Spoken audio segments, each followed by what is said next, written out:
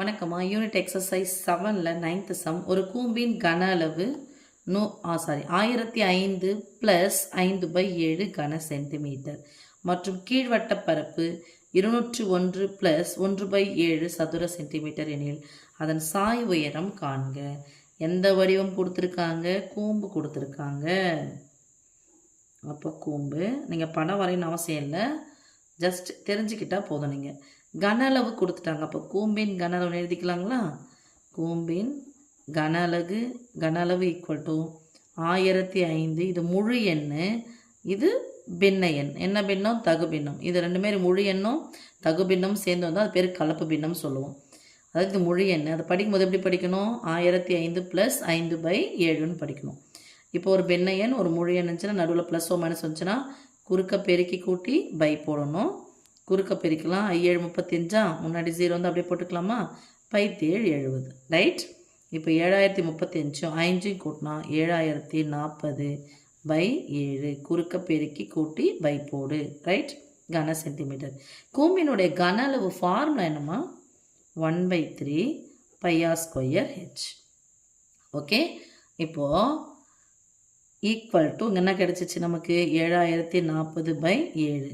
இங்கே இன்னொன்று கொடுத்துருக்காங்க, கீழ்வட்ட பரப்பு. இந்த கீழே பாருங்கம்மா, எந்த வடிவத்தில் இருக்கும்னா வட்ட வடிவத்தில் இருக்கும். இங்கே பார்க்கும்போது உங்களுக்கு நீள்வட்டம் மாதிரி தெரியலாம், ஆனால் வட்ட வடிவத்தில் தானே இருக்கும். ஒரு ஐஸ்கிரீம் நீங்கள் வாங்குறீங்கன்னா வட்ட வடிவமாக தானே இருக்கும். மேல் பகுதி, கீழ் தலைகீழ பிடிச்சிங்கன்னா கீழ்ப்பகுதி. கீழ்வட்ட பரப்பு, இது வட்டம்னு அவங்களே சொல்லிட்டாங்க.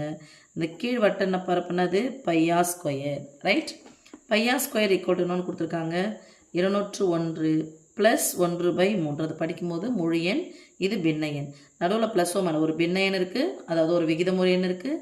நடுவில் +ஓ மைனஸோ இருந்துச்சுன்னா குறுக்க பெருக்கி கூட்டி பை போடணும். ஈக்குவல் டு 1 7, இங்கே 0, 7 14, 1407 கூட 1 கூட்டினா 1408/7. பையனுடைய மதிப்பு என்னது? 22/7 × r². இங்கே வகுத்தல் 7, இங்கே வகுத்தல் 7, இங்கே பெருக்கல் இருக்குது. 7 7 கேன்சல் பண்ணிக்கலாமா? இங்கே இரண்டாம் வாய்ப்பாடே போட்டுக்கலாம். 11 2 22, 7 2 14, 0 4 2 8. 11ஆம் வாய்ப்பாடு கொடுக்கலாமா இல்லை அப்படியே கொடுத்துக்கலாமா? ஓகே. 11ஆம் வாய்ப்பாடு. 1 11 11. 70ல் எத்தனை 11 இருக்கும்? 6 11 66. 70ல் 66 போச்சா, மீதி 4 4 11 44. அப்போ r² equal to 64. This implies r² equal to 8² போடலாமா? அப்போ r ஈக்குவல் டு ஸ்கொயர் சமமாக இருக்குது. ஆருக்கு பதிலாக என்ன இருக்குது? 8 சென்டிமீட்டர். எனக்கு ஆரம் இங்கே கிடச்சிருக்கு. ஓகே, இது அப்படியே இருக்கட்டும். இங்கே இந்த πr² பதிலாக என்ன போடலான்னு பாருங்கள். இதை சிம்பிளிஃபை பண்ணி என்ன வச்சோம்? 1408/7. அப்போ 1/3 × πr² பதிலாக 1408/7 × h ஈக்குவல் டு 7040/7. நடுவில் பெருக்கல்.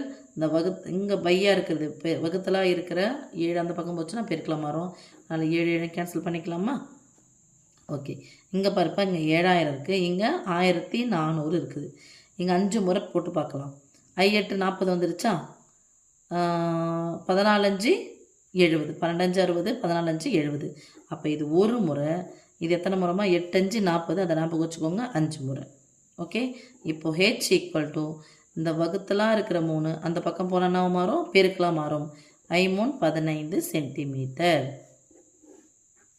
அவங்க நம்மளை என்ன கேட்குறாங்க பாருமா? சாய் உயரம் கேட்குறாங்க. அப்போ சாய் உயரம் என்னது? ஃபார்முலா சாய் உயரம் எந்த எழுத்தால் சொல்லுவோம்? எல்னு சொல்லுவோம். இங்கே அப்படியே போட்டுக்கோங்க. இதான் ஆரம் 8 சென்டிமீட்டர். இது சாய் உயரம். செங்கோண முக்கோணத்தில் எது திசையில் இருக்கிறது தான் கர்ணம். அந்த கர்ணம் தான் அது இங்கே சாய் உயரம்.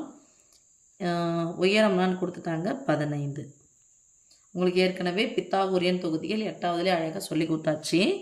ஒரு நம்பர் வந்து 15 வந்துருச்சு, இன்னொரு நம்பர் ஒரு நம்பர் 15, இன்னொரு நம்பர் 8 வந்துச்சுன்னா அடுத்த நம்பர் என்னவாக இருக்கும்? யோசிக்கிறீங்க. போட்டுடலாமா? செங்கோண முக்கோணத்தில் கர்ணத்தின் வர்க்கம். அப்போ L² ஈக்குவல் டு மற்ற 2 பக்கங்களின் 15 8 வர்க்கங்களின் கூடுதலுக்கு சமம். 15² என்ன? 225 ப்ளஸ் 8 ஸ்கொயர் 64, 225 64. கடைசி நம்பர் கூட்டுங்க. ரெண்டாவது நம்பர் கூட்டுங்க. இங்கே எல் ஸ்கொயர் ஈக்குவல் டு 289. அப்போ L square equal to 17 square. அப்போ L equal to 17 centimetre square இருக்கா? அப்போ இதான் ஈஸியாக ஞாபகம் வச்சுக்கிறதுக்கு ஈஸியாக ஞாபகம் வச்சுக்கிறதுக்கு கொஞ்சம் நல்லா தெரிஞ்சுக்கலாம். உங்களுக்கு 15 வந்துருச்சு, 8 வந்துருச்சுன்னா 8 7 15 ஞாபகம் வச்சுக்கோங்க. 8 7 15. அதனால் என்ன போடணுங்க? 17 போட்டுக்கோங்க. ஓகே. அப்போ பித்தாகரஸ் தேற்றப்படி ஒருவேளை நீங்கள் இப்படி தெரிஞ்ச குழந்தைங்க எழுத தந்தா R equal to 8 H equal to 15 எனில் L equal to 17 centimetre Sai உயரம். அப்போது இதில் என்ன போடணும்? சின்ஸ்னு போட்டு பித்தாகரஸ் தேற்றப்படி. குரூப் எக்ஸாம்லாம் போனீங்கன்னா இவ்வளோ தூரம் போகிறதுக்கு உங்களுக்கு டைம் இருக்காது. அதனால் கடன்னு இதெல்லாம் அப்படி ஓடிக்கினே இருக்கணும் மண்டைக்குள்ளே. ஃபார்மில் என்ன பண்ணணும், இது பெருக்குனா எவ்வளோ வரும், இது எவ்வளோ ஷார்டன் பண்ணணும், இது எவ்வளோ கேன்சல் பண்ணணும், கீழ்வட்ட பரப்புனா எந்த ஒரு இருக்கும், பையா ஸ்கொயரா. அப்போ இது மாதிரி போட்டு இங்கேருந்து ஆர் கிடச்சிருமா, இங்கேருந்து நமக்கு ஹெச் கிடைக்கும். ஆரையும் ஹெச்சையும் வச்சு நம்ம சாய் உயரத்தை போடணும் அப்படின்றது குரூப் எக்ஸாம் படிக்கும்போது உங்களுக்கு இன்னும் நல்லா இதுவாக இருக்கும். அதுக்கு இப்போ வந்து நீங்கள் ப்ராக்டிஸ் பண்ணிங்கன்னா சூப்பர் தான் சாமி. தேங்க்யூம்மா.